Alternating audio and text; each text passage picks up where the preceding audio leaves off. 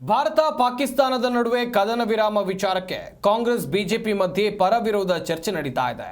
ಹಾಗಾದ್ರೆ ಪ್ರಧಾನಿ ಮೋದಿಯ ನಿರ್ಧಾರಕ್ಕೆ ರಾಜ್ಯ ಕಾಂಗ್ರೆಸ್ ನಾಯಕರು ಏನು ಹೇಳ್ತಾರೆ ಬನ್ನಿ ನೋಡೋಣ.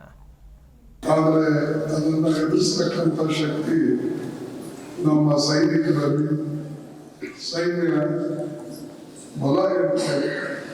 ಅದು ಬಹಳ ಶಕ್ತಿಶಾಲಿ ಇದೆ. ಎಂದೂ ಕೂಡ ನಮ್ಮ ಸೈನ್ಯ ಸೋಲು ಕಂಡಿಲ್ಲ. ಈಗೂ ಕೂಡ ಅದೇ ರೀತಿಯಾಗಿ ನಮ್ಮ ಸೈನ್ಯ ಹೋರಾಟ ಮಾಡ್ತಾ ಇದೆ. ಅದಕ್ಕಾಗಿ ನಾನು ನಮ್ಮ ಸೈನಿಕರಿಗೆ ನಮನ ಮಾಡ್ತೇನೆ. ನಾನು ಅದಕ್ಕೆ ಮಾತಾಡಲ್ಲ. ಈಗ ನಮ್ಮ ರಾಷ್ಟ್ರೀಯ ನಾಯಕರುಗಳ ವಿಚಾರ ಮಾತಾಡ್ತಾರೆ. ಸೊ ಅವರೇ ಇದ್ರ ಬಗ್ಗೆ ಪ್ರಸ್ತಾವನೆಯನ್ನು ಸಲ್ಲಿಸ್ತಾರೆ. ಏನು ಬೇಕೋ ವಿಚಾರ ತಿಳಿಸ್ತಾರೆ. ಮುಂದಿನ ದಿನದಲ್ಲಿ ಚರ್ಚೆಗಳು ಬರ್ತದೆ. ಆ ಸಂದರ್ಭದಲ್ಲಿ ಮಾತಾಡ್ತಾರೆ.